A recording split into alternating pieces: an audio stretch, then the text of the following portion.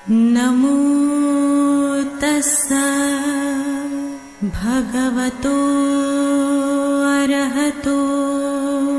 नमो बुद्धाय। मैं आरपी सिंह आप सभी का हार्दिक स्वागत करता हूं हमारे विशेष कार्यक्रम धम्मदीप में।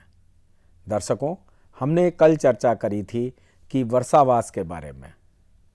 इसी श्रृंखला को आगे बढ़ाते हुए आज हम चर्चा करेंगे वर्षावास का क्या महत्व है।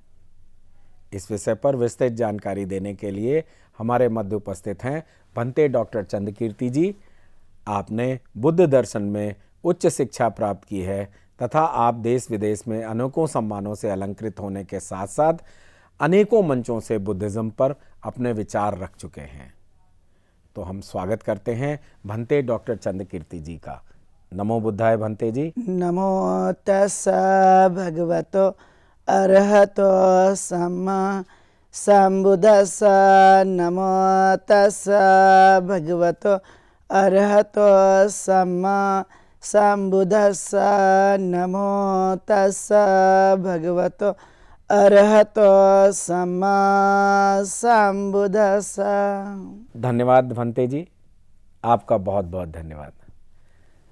तो भंते जी, हम लोग वर्षावास पर विशेष चर्चा कर रहे हैं और आज हमें और हमारे दर्शकों को यह बताइए कि वर्षावास का क्या महत्व है। बहुत बहुत धन्यवाद आरपी सिंह जी। आज हम लोग एक विशेष विषय को लेकर चर्चा करेंगे, जो है कि दैनिक जीवन में धम्म की क्या आवश्यकता है। चूँकि आप जानते हैं कि एक मनुष्य का जीवन है जो हमेशा ही अच्छी चीज़ों को जानने के लिए प्रयत्नशील बना रहता है, और इसलिए मनुष्य एक ऐसा जीव है जिसको धम्म की ज़रूरत पड़ती है। हम देखते हैं कि ये धम्म क्या है। तो धम्म है जो भी अकुशल कर्म है उसका त्याग करना और कुशल कर्म को बार बार करते रहना और चित्त की परिशुद्धि करते रहना, यही धर्म है। दूसरी तरफ और देखते हैं तो पाएंगे कि नैतिकता ही धर्म है और धर्म ही नैतिकता है। इस आधार पर मनुष्य को हर दिन उसके जीवन जीने के लिए धर्म की आवश्यकता पड़ती है। सबका एक ही उद्देश्य होता है, वह है सुख और शांति की प्राप्ति करना। रास्ते अलग अलग लोग चलते हैं, लेकिन कौन सा ऐसा रास्ता है, कौन से ऐसे विचार है, कौन से ऐसे विचार शैली है जिसको जीवन को अपना करके वह सर्वसुखी हो सकता है। और इसलिए तथागत गौतम बुद्ध ने रोज जीने के लिए मनुष्य को खास करके धम्म बताया। धम्म वह एक दिन पालन करने के लिए नहीं है, अपितु वह रोज हर दिन दैनिक जीवन में आचरण करने के लिए है। जितना मनुष्य आचरण करता है, जितना वह अच्छा बनता है, उससे उसकी स्वयं की और भी प्रगति होती है। इसलिए बुद्ध का धम्म ये आचरण का धम्म है, और ये जितना वह अपने जीवन काल में अंगीकार करेगा, जितना वह स्वयं में वह उसको उतारेगा, उतनी स्वाभाविक तौर पर उस व्यक्ति की जो प्रगति है वो स्वाभाविक तौर पे हमें देखने के लिए मिलती है। आपने देखा होगा, एक बच्चा जब जन्म लेता है तो वह अबोध होता है, धीरे धीरे वह सीखता है।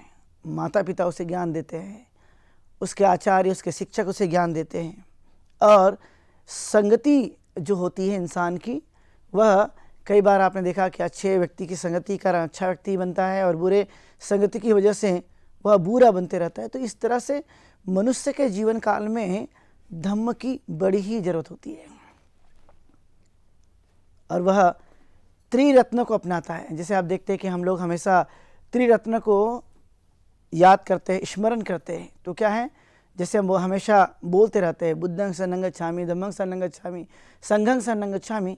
अर्थात ये त्रिरत्न को जब हम स्मरण करते हैं तो बुद्ध को स्मरण करना, धम्म को स्मरण करना, संघ को स्मरण करना, जो हमारे जीवन को बेहतर बनाए रखने के लिए वह हमेशा मदद करते रहते हैं, क्योंकि वह एक आदर्श है और हमारे लिए प्रेरणादायक है। और इसलिए वह खास करके मनुष्य के जीवन काल में वह कैसे जीवन को सुचारू रूप से चलाया जा सके, कैसे उसे अच्छा चलाया जा सकता है, उसके बारे में खास करके ये बात कही जाती है। और इसके साथ साथ आपने देखा होगा कि दैनिक जीवन में जो अक्सर कई बार आपने देखा होगा कि हिंसा की प्रवृत्ति जाग रही है, चोरी की प्रवृत्ति जाग रही है, व्यभिचार की प्रवृत्ति जाग रही है, झूठ बोलने की प्रवृत्ति जाग रही है, लोग मादक पदार्थ का सेवन करते हैं, और आपने देखा कि अलग अलग जगह में अन्याय, अत्याचार और कई सारी ऐसी अमानुष की जैसे व्यवहार लोगों को करते हुए देखा गया होगा। तो ऐसे समय में क्या धम्म हमारी कोई सुरक्षा कर सकता है, क्या हमें वह कोई मदद कर सकता है? तो आप देखेंगे कि हिंसा की प्रवृत्ति को रोकने के लिए यहाँ पे सील की कसौटी लगाई है। यदि कोई व्यक्ति शीलाचरण का अभ्यास करता है तो स्वाभाविक तौर पर आप देखेंगे कि वह हिंसा नहीं करेगा, और न चोरी करेगा, न व्यभिचार करेगा, न झूठ बोलेगा, न मादक पदार्थ का सेवन करेगा। जब ये नहीं करेगा तो वह करेगा क्या? तो आपने देखा कि वह जीवों का लालन पालन पोषण करेगा, उसके प्रति दया और मैत्री का भाव बनाए रखने की पूरी तरह से कोशिश करते रहेगा। और इसलिए मनुष्य के जीवन के लिए प्रतिदिन जब वह जीवन को जीता है और वह सुखी बनना चाहता है, आनंद का जीवन जीना चाहता है, तो इस रास्ते को उन्हें अपनाना होता है। जब अपनाता है तो कई बार आपने देखा होगा कि ऐसे छोटे छोटे प्रसंग में मन में ऐसी बातें उत्पन्न हो जाती है और मन उदास हो जाता है, मन चिंता करने लगता है, मन व्याकुल होता है, और घर में अलग अलग तरह की जब बाधा आती हैं तो उसका उपाय क्या है? उसका उपाय है इन चीज़ों को जीवन से हटा देना, उसे दुरुस्त कर देना, ताकि घर के अंदर में खुशी आ सके, आनंद आ सके, शांति आ सके। इसके लिए ज़्यादातर हम लोग प्रयत्न करते रहते हैं। इसलिए धम्म यह जीवन जीने का एक मार्ग है, एक रास्ता है, एक सोच है, एक जीवन शैली है, जिसके आधार पर हम लोग अपने जीवन को जीते रहते हैं। इसलिए ये कोई साधारण जीवन पद्धति नहीं है जिसको हम हर दिन कम से कम उसका आचरण करके जीवन को बेहतर बना सकें और जिया जा सके। इसलिए यह मनुष्य के लिए ज़्यादातर ज़रूरी है। इसलिए आप देखते होंगे कि खास करके जो बौद्ध परिवार है, जो बुद्ध धर्म को अपना रहे हैं या बौद्ध धर्म की जीवन पद्धति के आधार पर वह जीवन को जी रहे, तो आप उनके अंदर में ये चीज़ें देख सकते हैं कि वह धम्म को क्यों अपना रहे। तो आपने देखा होगा कि वो धम्म को इसलिए अपना रहे कि उनका जीवन पवित्र बन सके। तो पवित्र कैसे बनेगा? तो मन, काया और वाचा से जो है वह शुद्धि करके ही मन हमारा पवित्र बनता है। और इसलिए यहाँ पे बोल दिया जाता है कर्म करने के लिए। जब हम कर्म करते हैं, अच्छा करते हैं, तो परिणाम भी अच्छा आता है। तथागत कहते चेतना अहं कम्मं भिक्खवे वदामि, अर्थात जो हम कर्म करते हैं उससे हमारी चेतना तैयार होती है और चेतना से हमारा जो कार्य है वो फिर से वैसा बनता रहता है। इसलिए कहने का तात्पर्य कि कर्म और चेतना जो हमारे जीवन में है, उसी के आधार पे हमारे कार्य को अच्छी तरह से हम जीने के लिए प्रेरित करते रहते हैं। तो फिर कहा गया कि ये सब करने के लिए हमारे पीछे का जो भाव होता है या इसका उद्देश्य जो होता है वो होता है सुख की प्राप्ति करना। हर एक आदमी जो संसार में जीवन जीना चाहता है, तो सुख की प्राप्ति का स्रोत क्या है? तो कहा गया कि इसके स्रोत जो है वो मनुष्य का मन है। जब मन विचार करता है तो जो विचार करता है वैसा वह कार्य करता है, तो उसके आधार पर उसे सुख की प्राप्ति होना निश्चित हो जाता है। इसलिए कहा गया कि जीवन में पवित्रता बनाए रखना ये धर्म का उद्देश्य है।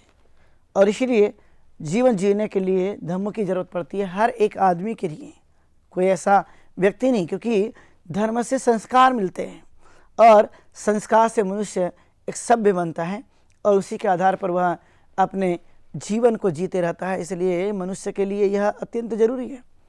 दूसरा महत्वपूर्ण बात है कि हम कर्म को एक ऐसी संस्था माने जिससे हम आए दिन जो कुछ भी कर्म करते रहते हैं उसका जो प्रभाव है, जो उसका जो जीवन है वो बेहतर बनते हुए हमें नज़र आता है। इसलिए कर्म नाम की जो संस्था है या कर्म एक संस्थागत के रूप में हम जब मानते हैं तो उसे उस आधार पर उस काम को हम करने की पूरी तरह से कोशिश में लगे रहते हैं। धर्म का एक और भी महत्वपूर्ण काम होता है जो व्यक्ति के जीवन में श्रेष्ठता की तरफ लेकर जाता है, और इसलिए कहा गया कि वह निर्वाण तक ले जाने वाला मार्ग है। वो ऐसा मार्ग नहीं है, वो निर्वाण तक मनुष्य को लेकर जाता है, और निर्वाण की वजह से वो स्वाभाविक तौर पर आप देख पाएंगे कि वो किस किस तरह से अपने जीवन को बनाते रहता है। इसलिए तथागत गौतम बुद्ध का यह जीवन जो सबके लिए एक आदर्श बन गया, और उस आदर्श को हम हर दिन के जीवन में देखते रहते हैं। तो आप जब हम देखते हैं कि ये धम्म की आवश्यकता क्यों है, क्या कारण है, क्यों हमें इसे अपनाना चाहिए, तो आप देखेंगे कि घर घर की कहानियों में जब देखते हैं तो कितने सारे मनुष्य, कितने सारे लोग अभी भी समाज में हमें दुखी होते हुए नजर आते हैं। कई व्यक्ति जो है शराब पीकर यहाँ वहाँ पड़ा हुआ है, नशीले चीज़ों का सेवन करते हुए, कई बार क्रोध की वजह से, घृणा की वजह से घर के अंदर में कलह आया हुआ है, लोभ की वजह से आपस में टकराव होता है, और ये सब होने से आप देखेंगे कि घर के अंदर की सुख शांति समाप्त हो जाती है। यानी व्यक्ति चाहता तो सुख है, लेकिन जब उसका व्यवहार सुख के लायक नहीं होता, सुख जैसे या सुख प्राप्ति के लिए वो कर्म नहीं करता है, तो वहाँ दुख उत्पन्न होते रहता है। इसलिए घर के अंदर में छोटी छोटी बातों को लेकर ये जो समस्या बनी रहती है, वह कहीं ना कहीं दुख का कारण में तब्दील होते हुए नजर आता है। और जब दुख होता है तो दुख को मिटाने का क्या उपाय है, तो उन्होंने कहा कि धम्म एक ऐसा जीवन मार्ग है जिसको हर दिन हम अपना करके हम सुखी बन सकते हैं, सर्व सुखी बन सकते हैं और श्रेष्ठ जीवन को जी सकते हैं। इस तरह का तथागत गौतम बुद्ध ने एक आदर्श निर्माण किया। इसके हम कुछ उदाहरण ले सकते हैं। जैसे तथागत गौतम बुद्ध के काल में ऐसे समस्याग्रस्त, ऐसे दुखी लोग, नाना प्रकार के ऐसे कारणों से वह दुखी हुआ करते थे, लेकिन तथागत गौतम बुद्ध ने जब उन्हें समझाया, उन्हें बताया, तो वे सब कुछ लोग जो है वो बड़े सुखपूर्वक जीवन को यापन करने लगे थे। इसलिए व्यक्ति को चाहिए कि मूर्खों की संगति की वजह से जो दुख उत्पन्न होता है, तो वह विद्वान व्यक्ति की संगति करे। विद्वान व्यक्ति की संगति करना यह मंगल कार्य है, और इसलिए मंगल कार्य की हमेशा हमारे जीवन काल में आवश्यकता पड़ती है, उसे हमें अपनाना होता है।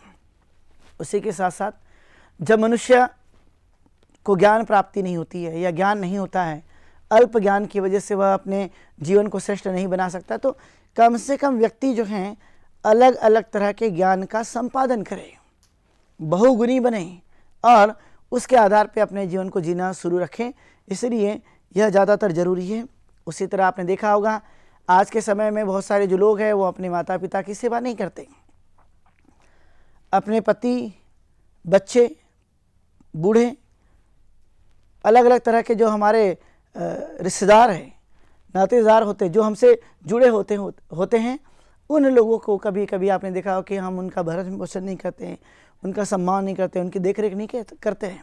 तथागत ने तो बड़ा सुंदर बातें बताई है। माता पितु उपट्ठानंग पुत्र धारस संगव अनाकुला चकम्मंता एतंग मंगल मुत्तमंग। अर्थात जो है माता पिता की सेवा करना, पुत्र और बच्चों का भरण पोषण करना, ये कितना उत्तम मंगल है। तो ये कहने में बड़ा सरल, लेकिन जब यथार्थ में हम देखते हैं तो बहुत सारे जो लोग हैं वो माता पिता की सेवा करते हुए नजर नहीं आते। तो जहाँ सेवा का अभाव है, जहाँ माता पिता की सेवा नहीं हो रही है, जहाँ भाई और भाई को भाई और बहन को बहन नहीं माना जा रहा है, वहाँ पर निश्चित तौर पे ये कह सकते हैं कि धम्म की ज़रूरत है।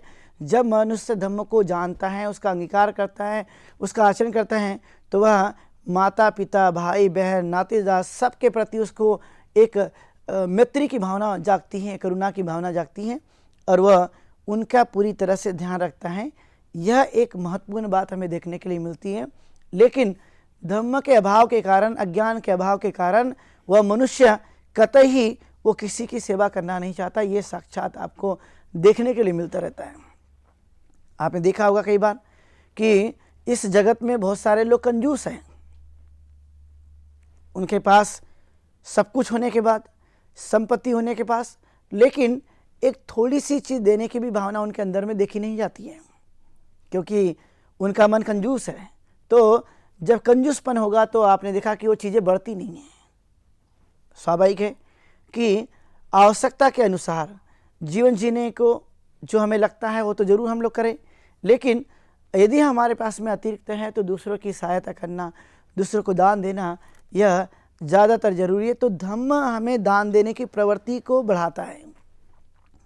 आज आपने देखा होगा संसार में बहुत सारे जो लोग हैं वो अभी भी भूखे सो रहे, तन पे कपड़ा नहीं है, और अलग अलग तरह की चीज़ें आपको देखने के लिए मिलती है। इसीलिए उनके जीवन को आधार मिल सके उसके लिए दान की बड़ी ज़रूरत पड़ती है। चाहे वह हमारे घर में साधु संत आए हो, इसलिए आपने कई बार देखा होगा कबीर जी भी बड़ी अच्छी बातें बताते हैं। साई इतना दीजिए जामे कुटुंब समाए, मैं भी भूखा न रहूँ साधु न भूखा जाए।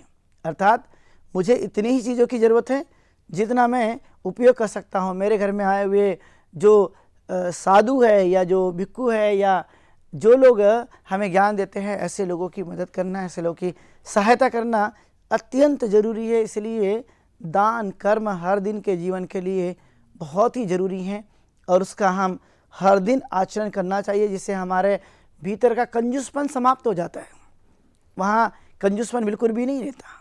लेकिन जब देने की भावना नहीं आएगी, मन से नहीं आएगी, तो मनुष्य का जो कंजूस की जो भावना होती है वो बढ़ती है, लालच बढ़ जाता है, अहंकार बढ़ जाता है, तृष्णाओं में लिप्त हो जाता है। और इसलिए संसार में तृष्णा का दुख सबसे बड़ा दुख है। इसलिए तृष्णा मुक्त बनाए रखने के लिए मनुष्य को चाहिए कि वह धम्म का अभ्यास करे और वह हर दिन करें, जिससे अलग अलग तरह के संकटों को हम रोक सकते हैं। कई बार आपने देखा होगा भाई भाई के लड़ने के कारण, पड़ोस और पड़ोसी के लड़ने के कारण आपस में अलग अलग तरह के विवाद उत्पन्न होने की वजह से ये चीज़ आपको देखने के लिए मिलेगी कि वह किस तरह से अपने दुखों को वह जीवन काल में अपना रहे हैं और दुख जो है कहीं ना कहीं अलग अलग तरह की समस्या उनके जीवन काल में ला कर दे रहे। तो ये जो भावनाएं हैं, ये जो मनुष्य का जीवन है, तो उसे हम पूरी तरह से अलग करने के लिए हम प्रयास कर सकते हैं और धम्म हमारी इसके लिए पूरी तरह से सहायता करता है। आपने देखा होगा छोटे छोटे जो बच्चा होता है या लड़का लड़कियां होती हैं, वो वयस्क तो नहीं होते, लेकिन कई बार उनके साथ भी दुष्कर्म होता है। जब दुष्कर्म होता है तो कितनी पीड़ा होती है, कितना दुख होता है, कितना शोषण है। जब ये हम जानते हैं तो कितना मनुष्य को लगता है कि ये कितना अन्याय अत्याचार है। तो ऐसे समय में इन प्रवृत्तियों को रोकने के लिए क्या है, तो कहा गया इन प्रवृत्तियों को रोकने के लिए उसका कोई और उपाय नहीं है। उसका उपाय है अच्छे मनुष्यत्व का निर्माण होना, धम्म का आचरण करना। और जब वो धम्म का आचरण करते रहता है तो स्वाभाविक तौर पे आप देखेंगे कि उस व्यक्ति के जीवन में वह अन्याय अत्याचार की भावना तनिक मात्र भी उत्पन्न नहीं होती। और जब उत्पन्न नहीं होगी तो वो सोचता है कि मुझे किसी भी प्रकार का कोई गलत कार्य बिल्कुल भी नहीं करना चाहिए। यह प्रवृत्ति उस व्यक्ति के जीवन को कितना श्रेष्ठ बनाती, कितना अच्छा बनाती और उसे ऊपर तक पहुंचाती हैं, यह मनुष्य के जीवन के लिए बहुत ज़्यादा ज़रूरी है। आज भी आपने देखा होगा बहुत जगह चोरियां होती है, बैंक लूटे जाते हैं, घर में चोरी हो जाती है, अलग अलग तरह के जहाँ पर सामग्रियाँ होती है, महंगी वस्तुएं होती है, पैसा होता है, उसे चोर लिया जाता है और चोरने के बाद कितना संकट होता है हम लोग सभी जान सकते हैं। तो क्या ये प्रवृत्ति इसलिए उत्पन्न हुई है क्योंकि वह उसके अंदर में धार्मिक भावना का अभाव है। जब वो धार्मिक भावना उसके अंदर में रहेगी तो वह इस तरह की जो हरकतें होती है, आदतें होती है, वो कहीं ना कहीं समाप्त हो जाती हैं। और इसलिए धम्म का जीवन बहुत ज़रूरी है, जिसे हम कहते हैं धार्मिकता का होना, हर दिन के लिए होना, जिससे भय समाप्त हो जाता है। किसी ज़माने में आपने सुना होगा कि घरों के अंदर में ताले नहीं लगाए जाते थे। वह इसलिए नहीं लगाए जाते थे क्योंकि सब एक दूसरे को वह अपना मानते थे और वो किसी के घर की कोई भी आदमी किसी भी प्रकार की कोई चोरी नहीं करना चाहता था। इसलिए वह ताले लगाने की कोई ज़रूरत नहीं पड़ती थी। वो इस कारण से हुआ। लेकिन अब ऐसे लोग नहीं पाए गए। धार्मिक लोगों का अभाव है, धम्म का अभाव है और धम्म जीवन पद्धति का अभाव है। और इसलिए इस तरह की जो समस्याएं हमें देखने के लिए मिलती रहती है आए दिन। और उस समस्या को कैसे हम दूर कर सकते हैं, इसलिए आपने देखा होगा कि तथागत ने ठीक तरह से बातों का प्रचार और प्रसार किया, बताया। तो कहते कि हमारे जो प्रतिनिधि होते हैं, हमारे जो राजा होते हैं, वे भी धार्मिक होते रहना चाहिए। उसके लिए भी धम्म की ज़रूरत है। जब वो धार्मिक होगा तो प्रजा भी धार्मिक बनेगी, और जब प्रजा धार्मिक रहेगी तो जहाँ पर अलग अलग तरह की समस्या उत्पन्न हो रही है वो कहीं ना कहीं दूर होने की पूरी संभावना देखी जा सकती है। इस पर अधिक से अधिक जोर देना आज की हमारी अपनी आवश्यकताएं हैं। जितना रोटी की ज़रूरत है, जितने मकान की ज़रूरत है, जितने हमें अलग अलग तरह की वस्तुओं की ज़रूरत है, उसी तरह से मनुष्य के जीवन जीने के लिए धम्म की ज़रूरत है। धम्म के अभाव के बिना मनुष्य वह कतई अपने जीवन को श्रेष्ठ जी नहीं सकता है। इस तरह की जो विचार शैली है, इस तरह की जो भावना है, इस तरह की जो सोच है, वो खास करके मनुष्य को एक श्रेष्ठ रास्ते तक लेकर जाने के लिए वो कहीं ना कहीं हमें प्रभाव डालते रहती हैं। और उस प्रभाव की वजह से हम स्वाभाविक तौर पर एक श्रेष्ठता का जीवन जीते रहते हैं और इस गुण को हम आगे बढ़ाते रहते हैं, जिससे हम अपने स्वयं के गुणों को कैसे हम विकसित कर सकते हैं, कैसे हम अच्छा बना सकते हैं, कैसे हम उस चीज़ों को जीवन शैली के आधार पर श्रेष्ठ बनाए रखने के लिए ये धम्म मार्ग हैं जो हमें बार बार इसकी प्रेरणा देते रहते हैं। इसलिए बोलने वाले तो बहुत हैं, लेकिन धारण करने वाले कम हैं, पालन करने वाले कम हैं। तथागत तो बिल्कुल ठीक समझाते हैं, नतावता धम्मधरो यावता बहुभाषिती। अर्थात जो कोई थोड़ा बोलता है, जानता है, बहुत बोलने से धम्मधर नहीं, लेकिन वह जितना जानता है, जितना समझता है, उसका यदि वो पालन करता है, उसका जो आचरण करता है, वो सही मायने में धम्मधर है। और यह धम्मधर किसी भी व्यक्ति को कभी हानि नहीं पहुंचाता, कोई भी व्यक्ति हो, लेकिन वह किसी भी प्रकार की कोई हानि पहुंचाने की कोई संभावना नहीं देखी जा सकती है। इस तरह का जो चित्रण है हमें बार बार इस धम्म मार्ग से हमें बार बार देखने के लिए मिल सकता है। इसकी पूरी की पूरी संभावनाएं आज वर्तमान में घर घर में धम्म की ज़रूरत है। घर घर में अच्छे विचार वाले व्यक्तियों की ज़रूरत है। समाज में अच्छे प्रकार से जीवन को जीने के लिए वह व्यक्तियों की ज़रूरत है, जिससे सर्व समाज सुखी बन सकता है। और ये सुखी बनाने की जो संकल्पना तथागत गौतम बुद्ध ने जब दी, तो उन्हें लगता था कि सही मायने में जो अपराधी प्रवृत्ति के लोग हैं, जो गलत प्रवृत्ति के लोग हैं, जो समाज में अलग अलग तरह की समस्या पैदा करते हैं, वे यदि सब धार्मिक बन जाते हैं, धर्म का आचरण करते हैं, तो वह स्वाभाविक तौर पर उनके मन के अंदर में एक बड़ा परिवर्तन देखने को मिल सकता है और वह सही मायने में उत्कृष्ट जीवन को जीने वाला एक व्यक्तित्व का निर्माण कर सकता है। इस तरह से तथागत गौतम बुद्ध का यह धम्म निश्चित रूप से हम कह सकते हैं कि घर घर में, हर दैनिक जीवन में, हर मनुष्य के लिए इसकी बहुत ही आवश्यकता है। जब ये बनेगा, और आपने कई बार आपने देखा होगा कि कर्मकांड, अंधविश्वास, पाखंड जैसी चीज़ें समाज में जब पनपती हैं तो मनुष्य की वैज्ञानिक सोच कमज़ोर हो जाती है, और इसलिए धम्म वैज्ञानिक सोच को बढ़ाता है। और जब धम्म वैज्ञानिक सोच को बढ़ाता है तो मन से कई तरह की रूढ़ी परंपराएं, अंधविश्वास, कर्मकांड, अंधविश्वास, ऐसी जो चीज़ें देखी जाती है वह दूर हो जाती है, समाप्त हो जाती है, उसका नामो निशान नहीं रहता। तो धम्म विज्ञान सिखाता है, और जब ये विज्ञान हर व्यक्ति के जीवन में आएगा तो तार्किक बनेगा, और जब वो तार्किक बनेगा तो वह अपने जीवन को कैसा जीना है ये उसको एहसास हो जाता है, क्या करना है ये एहसास हो जाता है, क्या नहीं करना है इसका भी एहसास हो जाता है, और उसी आधार पर वह अपने जीवन को बेहतर बनाते रहते हैं, अच्छा बनाते रहते हैं। और इसलिए जो प्रमादी गुण हैं उसे हम त्यागते रहते हैं।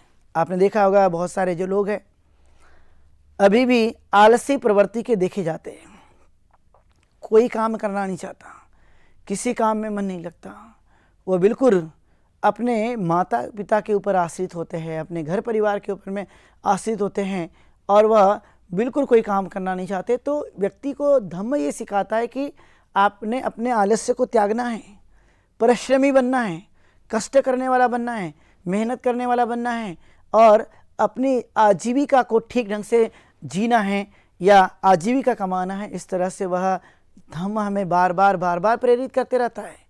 और जब ये धम्म इस तरह से बार बार प्रेरित करेगा तो उस चीज़ों का प्रभाव होगा। इसलिए धम्म हमें आलस्य से दूर ले जाता है और कष्ट करना, मेहनत करना ये सिखाता है।